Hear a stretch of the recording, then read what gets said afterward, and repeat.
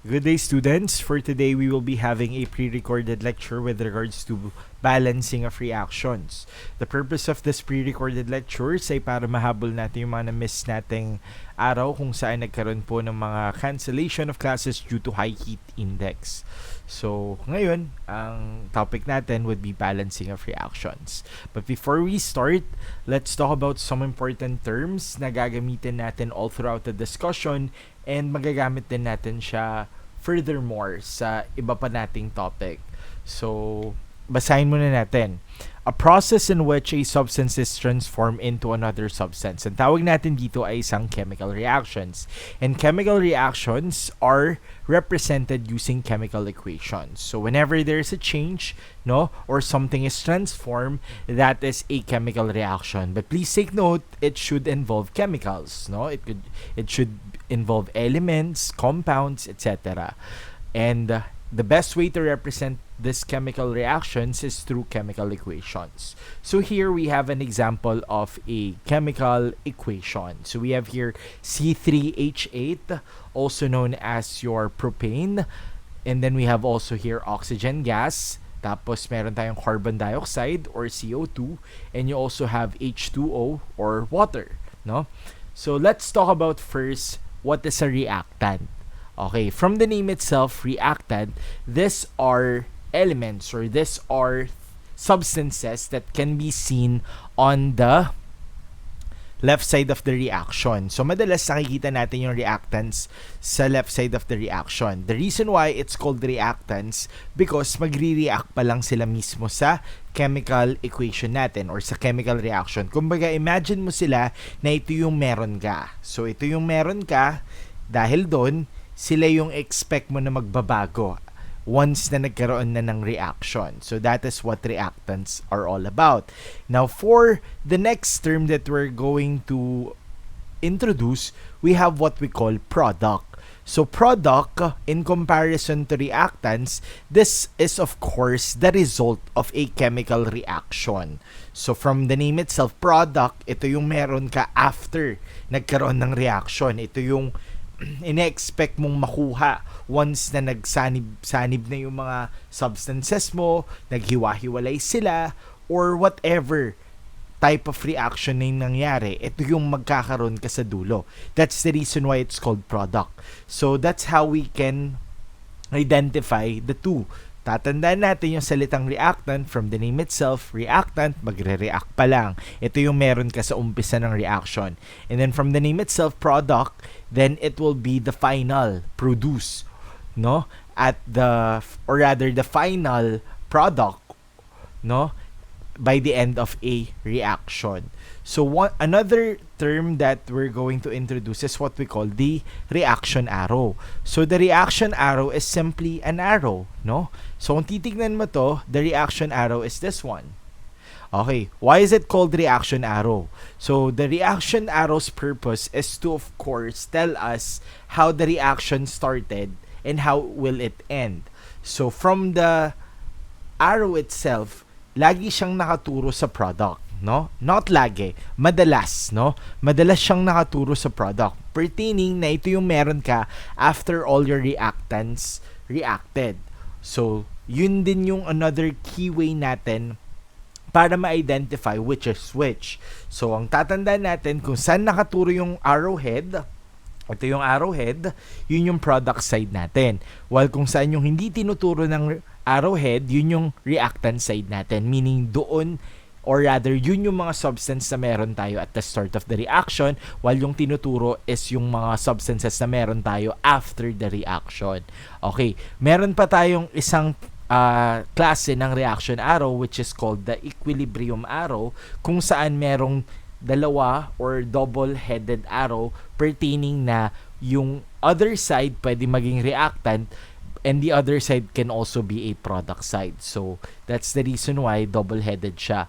So, in this case na ito yung makikita natin, either of the two could either be your product and reactant. But, pag single-headed yung reaction arrow natin, katulad ng example natin dito, then very clear sa atin kung saan yung product side and very clear din sa atin kung nasan yung reactant side. Okay, moving forward, we have what we call chemical formula. So the chemical formula, this will be yung substances na nagpa-participate sa ating chemical equation. So katulad nito, this is what we call propane. So ito yung chemical formula ng propane, C3H8. Pag sinabi natin oxygen gas, it will be represented by O2. Pag sinabi natin carbon dioxide, it will be represented by CO2. And lastly, pag sinabi natin water, then its chemical formula should be H2O, diba? So pag sinabi natin chemical formula, yun yung identity ng substance natin nakasama dun sa chemical equation natin. Okay, once that we're done with chemical formula, let's talk about subscript. So from the name itself, subscript, these are number for a specific atom. So for example, dito, kung mapapansin natin, nasan ba yung subscript natin? Yung subscript natin dito is pointing towards the number 2 because yung 2 na to is only on the oxygen side, then technically, yung oxygen lang yung merong dalawa, or rather merong subscript na 2 telling us that oxygen and carbon dioxide ay dalawa. Kaya nga siya CO2. And then yung subscript dito, pag wala kang nakikitang number, technically that will be 1. Pertaining that CO2 only has 1 carbon. So ganun din dito, kung titignan natin yung water, may subscript na 2 yung hydrogen. So because may subscript na 2 yung hydrogen, we expect in an H2O, dalawa yung hydrogen niya. While for oxygen, isa lang yung subscript niya. So meaning, isa lang dapat yung makikita nating oxygen for the chemical equation of water, 'di ba? For ano naman, propane, tatlo yung carbon natin pertaining that there are 3 carbons within that particular substance. Then for hydrogen, it's 8. So yung subscript, specific lang siya kung nasan siya nakaposisyon. So, ganun po yung tatandaan natin. Okay, so kahit may 2 po tayo dito for oxygen, sa kanya lang po yun. Hindi po natin siya may ipapasa kay carbon. And hopefully, that explanation makes sense for everyone. Okay? So, magpapalit tayo ng color para mas ma-visualize natin yung mga susunod na information. Next, we'll go to what we call coefficient. So, the coefficient, basahin na lang ni sir, or stoichiometric coefficients tells you the correct proportion of the substance needed in a chemical reaction. So, ang ibig sabihin lang po ng coefficient is, ito po yung dami nung substance na yon. Kanina kasi si subscript, it talks about gaano kadami yung atom na yon, 'di ba? Alam natin na magkaiba po yung atom sa compound. Yung compound is equivalent lang naman sa salitang substance. So technically, paano ba natin malalaman kung ano yung coefficient? So, eto, please take note of this. When we say coefficient, it is the number before your substance. So, it is the number bago yung mismong chemical formula mo. So, kung magsa-start tayo from right to left, right to left, so pag tinanong ko kayo, anong coefficient ni water or ni H2O, then that would be the number before water. So, meaning, 4 yung coefficient ni water. And how about for carbon dioxide? Ilan po yung coefficient niya? It will be 3. Kasi yun yung number before the substance. How about for oxygen gas? What will be its coefficient? Here, it will be 5. And lastly, how about for propane or C3H8? What will be its coefficient? So as you can see here, there is no number that is obvious or visible to us, no, before propane itself. So because of that, hindi po tayo pwede assume rather na 0 po yung coefficient niya. Because if it's 0, then propane itself shouldn't be existing in this chemical equation. So please take note of this. If wala po tayong makitang coefficient before the chemical formula, it's always going to be 1 as its coefficient. Okay? So lagi pong number 1 or 1 ang coefficient kapag wala po tayong nakikitang number before the chemical formula or the substance itself. So from left to right, let us one by one na sabihin kung ano yung coefficient per each chemical formula. So let's start with propane. So propane has 1, oxygen has 5, carbon dioxide has 3, and H2O has 4. So meaning, yung 4 na to pertains kung gaano kadami si H2O. So in this reaction, 4 na water yung involved. In this reaction, 3 carbon dioxide yung na-produce. In this reaction, 1 propane yung kinailangan. And then at this reaction, 5 oxygen gas din yung kinailangan. So again, yung coefficient po natin is the number before the substance, which is equivalent also to their number of moles, which is equivalent also kung ilan sila dun sa mismong chemical equation. Please do not be confused with the difference between a coefficient and a subscript. Coefficient para sa substance, subscript para sa atom. Okay? Coefficient, the number before the substance. Subscript is the number below an atom. Diba? Below, ayan no? Yung 3 below ni carbon, yung 8 below ni hydrogen, yung 2 below ni oxygen, and so on and so forth. Okay? And then lastly, sabi dito, meron tayong states of matter. So, papasadahan na lang to ni sir. Pag sinabi nating states of matter, it could either be S for solid, L for liquid, G for gas. So dito, pinopertain lang niya kung anong phase yung substance natin when it comes to reacting. Kasi for example, iba yung H2O na solid, that will be ice. Iba yung H2O na liquid, that will be our typical water, diba? Iba din yung H2O na gas because that would be our water vapor. So technically, it's important then to determine kung ano po yung state of matter nung substance na nasa chemical equation po natin. So overall, those are the few things na kailangan po nating matandaan pag nakakakita po tayo ng chemical equation. So again, reactants are those who are on the left side or yun yung mga substances natin na magre-react pa lang. While the product side, madalas nasa right side natin siya, and ito yung mga substances na mabubuo natin after the reactants combine. We have also what we call the reaction arrow. The reaction arrow tells us kung ano yung product side and reactant side, or kung paano yung parang takbo or direction ng ating chemical equation. Then we have what we call chemical formula, or those substances that are present within our chemical equation. And then we also have what we call our subscript, na kanina ko pa na-explain, the number below an atom, and the coefficients, which are number before the chemical formula or your substance. And lastly, you have your state of matter. S for solid, L for liquid, G for gas, and aqueous means it dissolves in water. Okay. So, ngayon, bakit natin in-introduce to lahat? Why is it important? Because after defining all these things, we need to understand the importance why do we need to balance chemical equation. Okay. So, sabi dito, basahin na lang ni sir, no? Sabi dito, chemical reactions follow the law of conservation of mass. So, ano ba yung ibig sabihin po natin ng law of conservation of mass? So, the law of conservation of mass states that matter cannot be created nor destroyed. It means that in a chemical reaction, there should be no extra or insufficient atoms on the reactant and the product side of the chemical equation. So, whenever daw that we have a chemical reaction, we expect that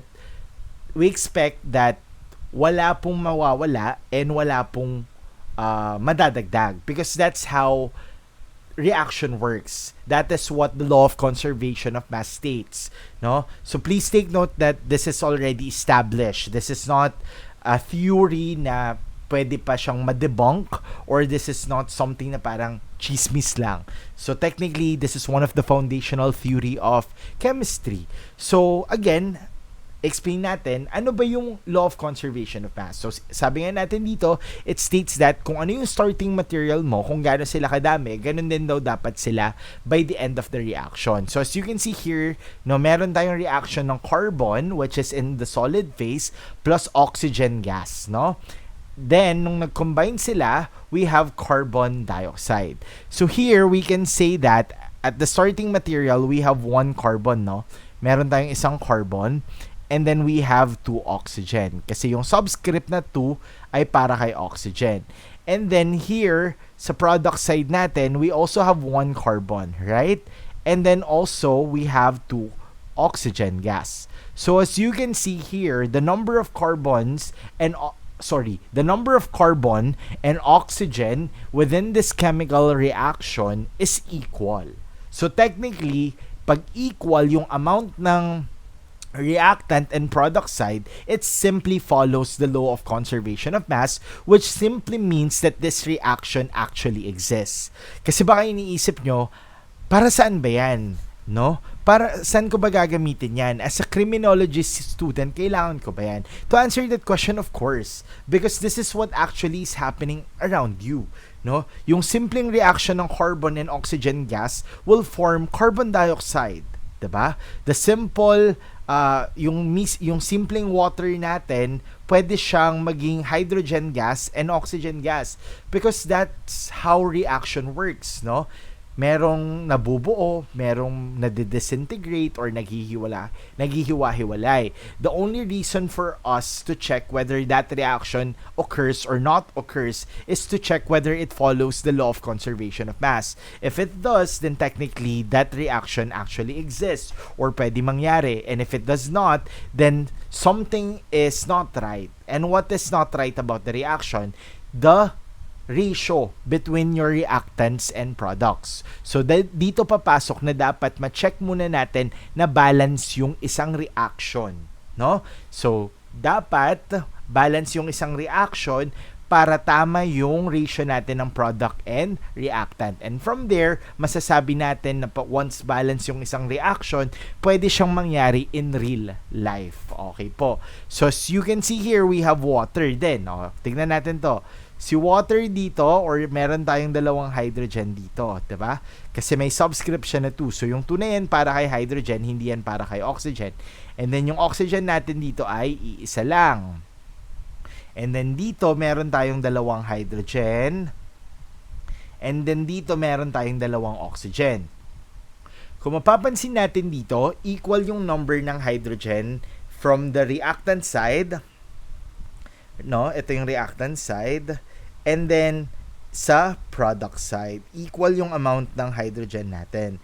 The only problem we have with this reaction is the number of oxygen is not equivalent, no? Is not equivalent to the number of the number of oxygen on the reactant side is not equivalent to the number of oxygen on the product side. And because of that, this reaction is somehow imbalanced, no? Not balanced at all. And if it's not balanced, then technically it cannot happen or it cannot properly occur. So because of that, we need to find a way in order for us to balance things out. And in order to do that, what we need to use are coefficients. So yun yung tatanda nyo. When we are balancing chemical equation, we only use what?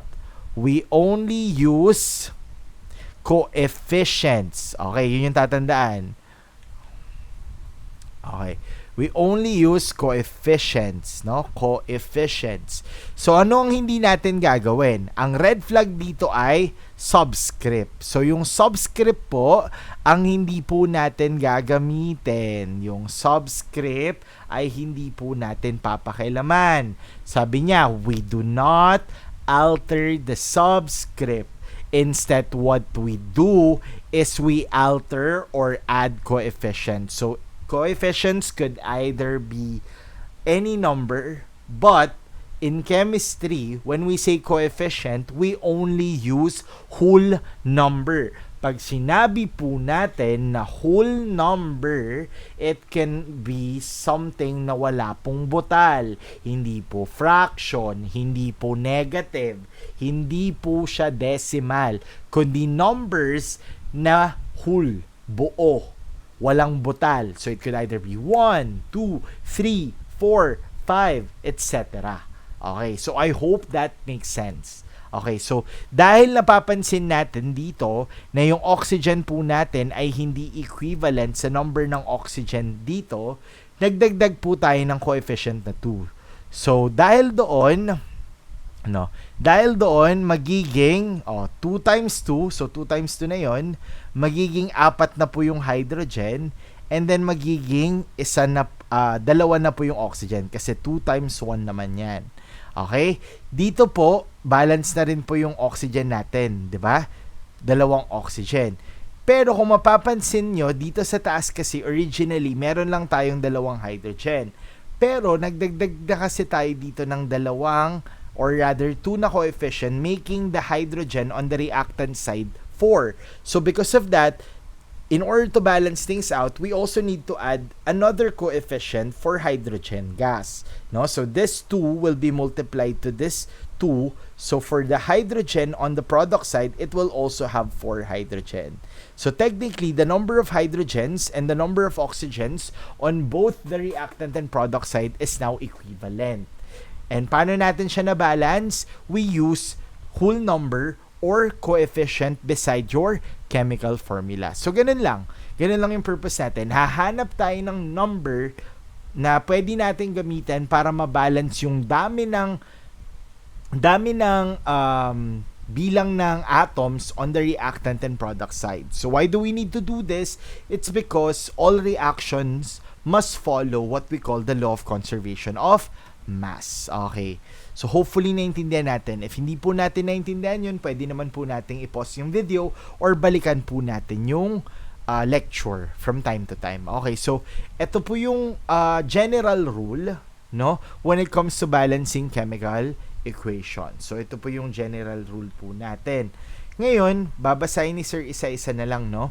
So, first is count the number of atom present for each element on both sides of the reaction. So, yun yung first natin gagawin.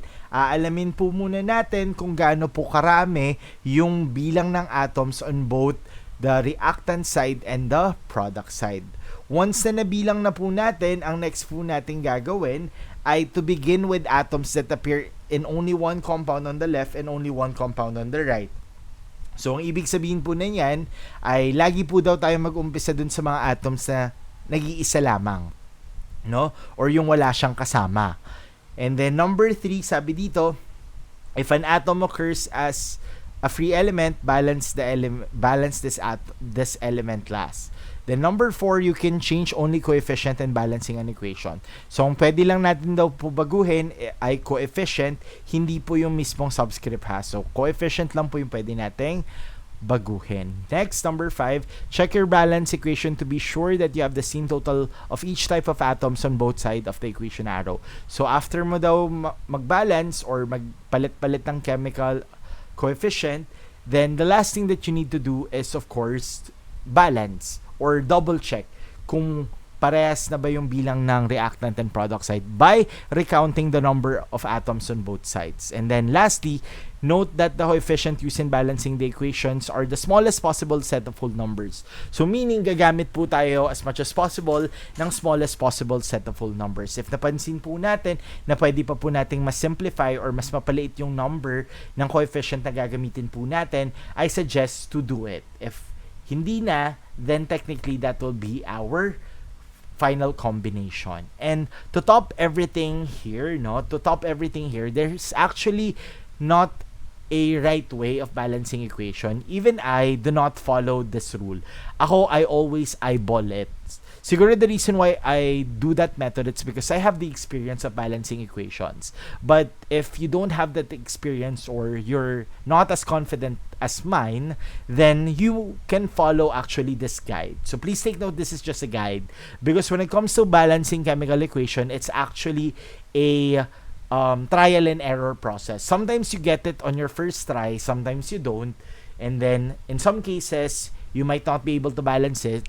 Or in some cases, you may.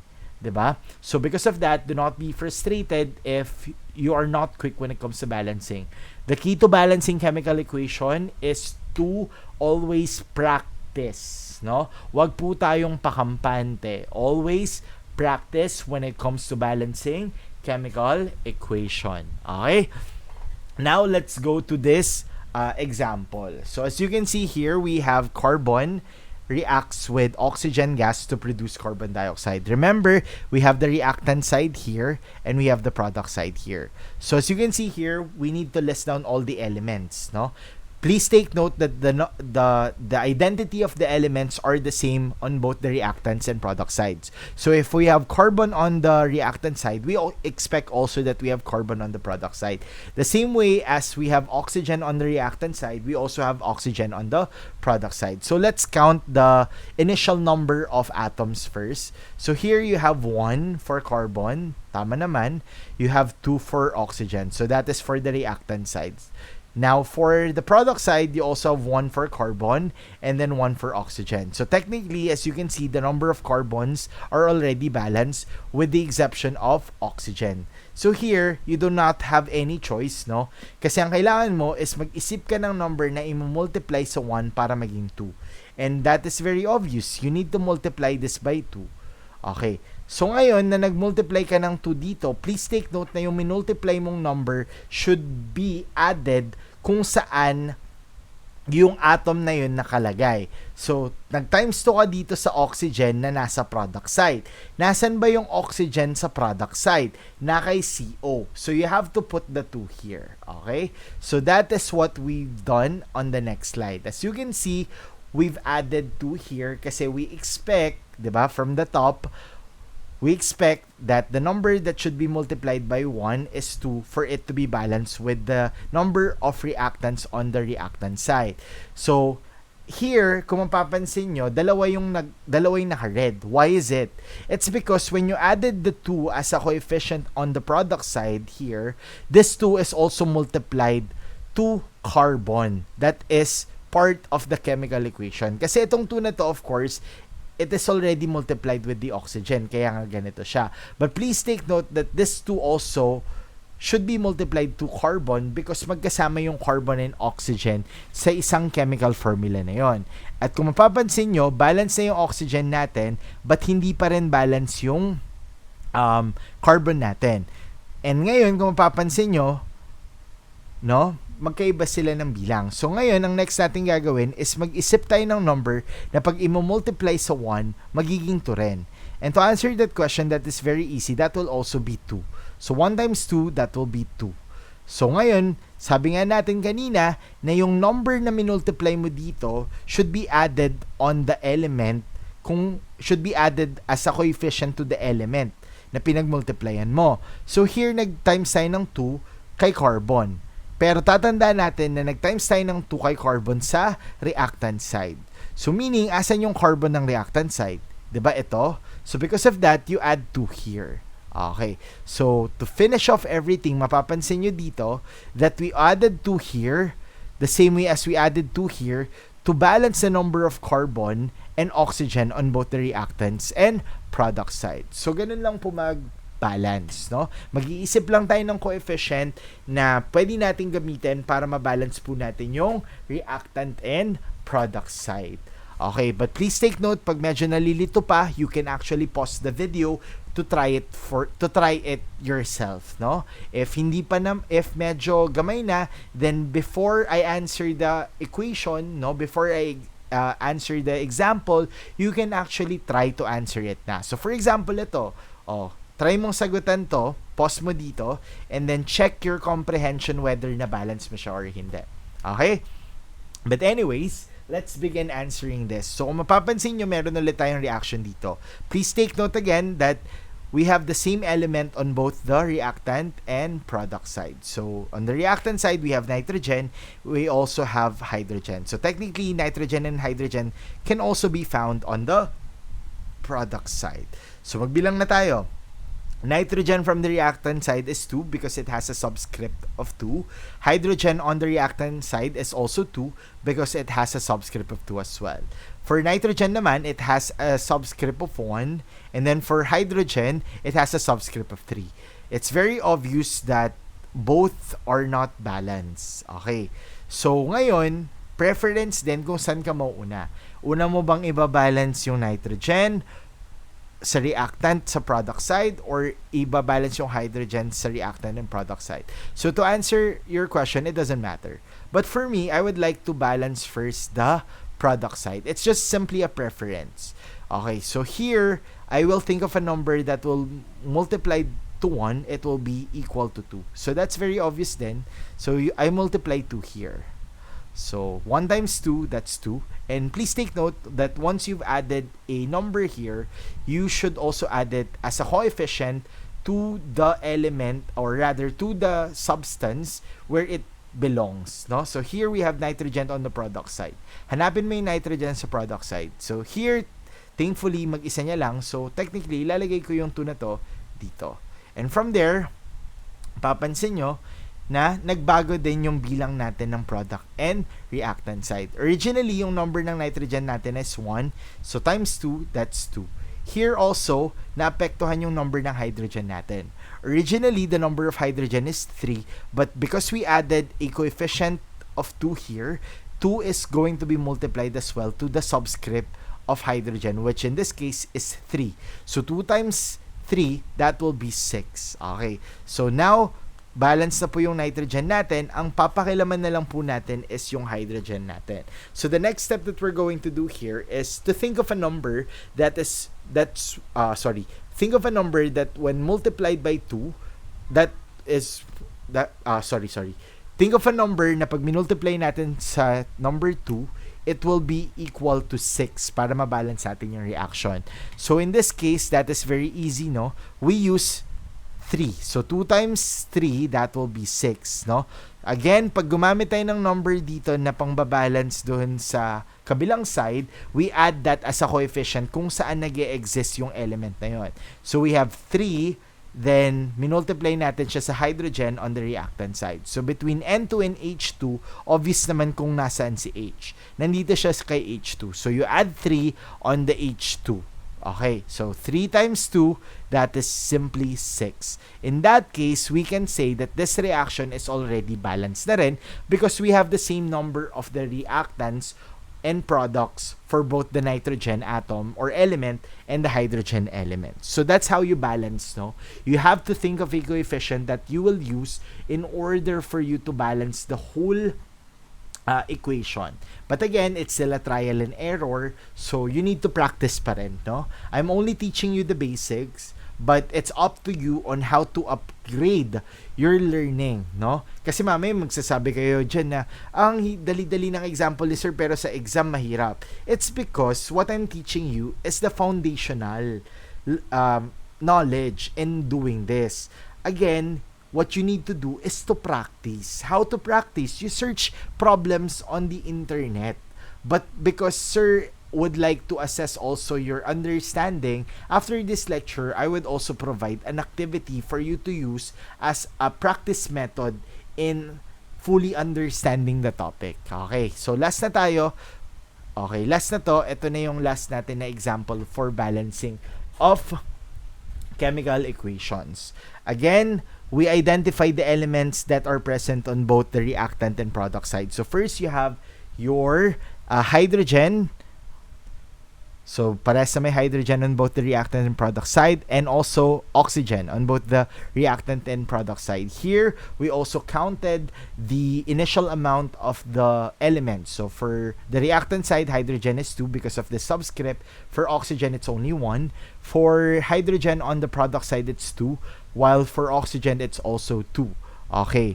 So as you can see, initially, parang balance na si hydrogen pero hindi balance si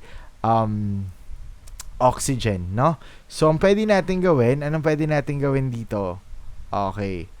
So, dito, parang dinerecho ko ng i-balance, no?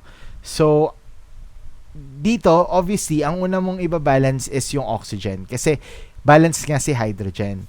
But this time, i-balance mo siya dito sa reactant side. So, that's simply 1 times 2 para maging equal din kay 2. So, dahil naglagay ka ng 2 dito or nagmultiply ka ng 2 dito, ilalagay mo siya as a coefficient dun sa element or dun sa substance kung saan nag-exist yung element na oxygen. In this case, naka-water lang siya. So here, ganito yung mangyayari, no? So, yan. 2 times 1, that will be 2. Okay, but please take note na once na nag-add ka ng 2 dito, tanggalin nyo muna to, wala pa yan.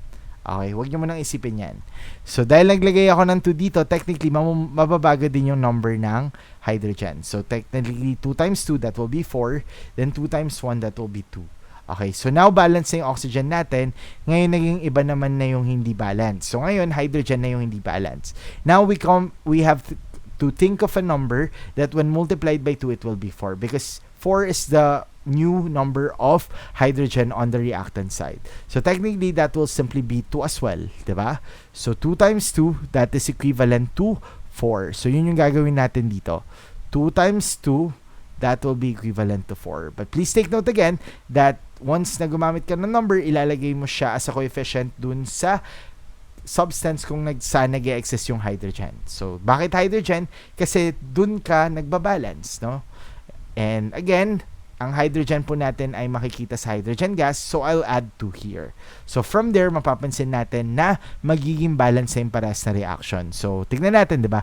2 times 2 for the reactant side na hydrogen, that will be 4. Then, 2 times 1, that will be 2 as well. Then 2 times 2 here will also be 4 for hydrogen on the product side. And then you have only 2 of oxygen here. So, bakit 2 yung ginamit natin? It's because that's the subscript of oxygen. Kung ayaw mo, please remember, di ba, pag walang coefficient, it's automatically 1. So, that's 1 times 2. It's also equal to 2. So, that's how you balance chemical equation, no?